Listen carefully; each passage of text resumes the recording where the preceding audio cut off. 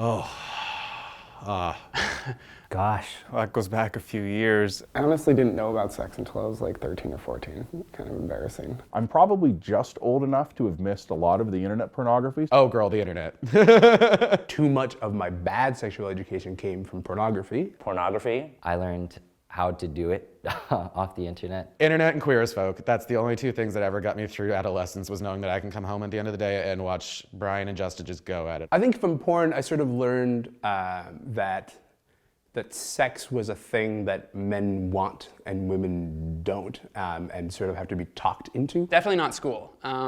We had like a couple classes maybe in the grade 4, grade 5.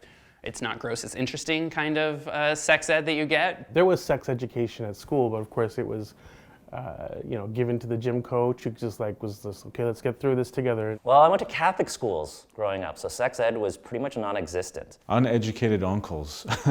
Definitely not my parents, unless it was a jokey, non-serious, haha, birds and the bees, kind of like, well, you should wait till you get married, type of stuff like that. Maybe almost a conversation with my mom at one point. My mother tried to give me the talk as she was a nurse, and it didn't go very well. I asked my mother when I was 16, asked her one of those uncomfortable questions, and she gave me the address to the public library along with about 25 different words.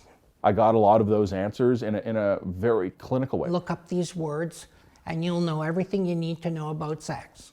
And I kind of went, yeah, oh, okay. And then I lost interest. I mean, once the question was answered, there wasn't much more. I remember one night she sat down, she looked at me and she goes, Matt, sometimes, like me and your dad, there'll be 2 dads or 2 moms.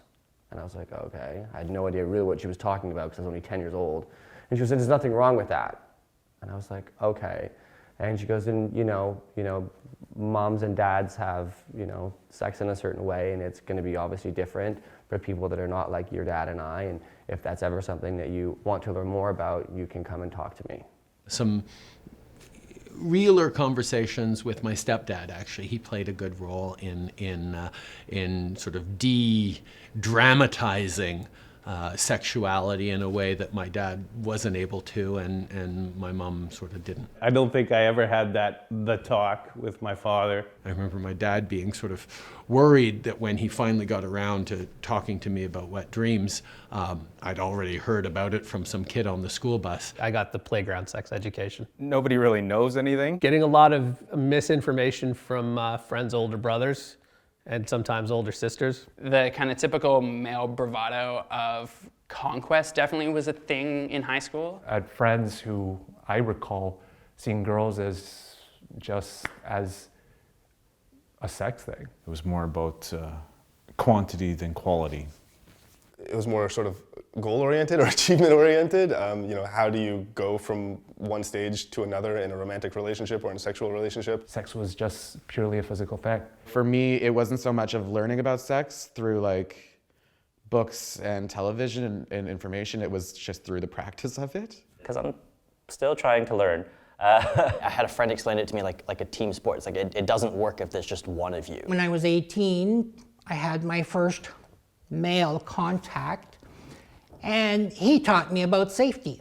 I knew I was kinky, and so I got into the scene and I got pretty deep pretty fast, and I've never found a better group of people. As you progress through life, you realize that the way you thought things were as a teenager, particularly with regards to sex, are not the way things are.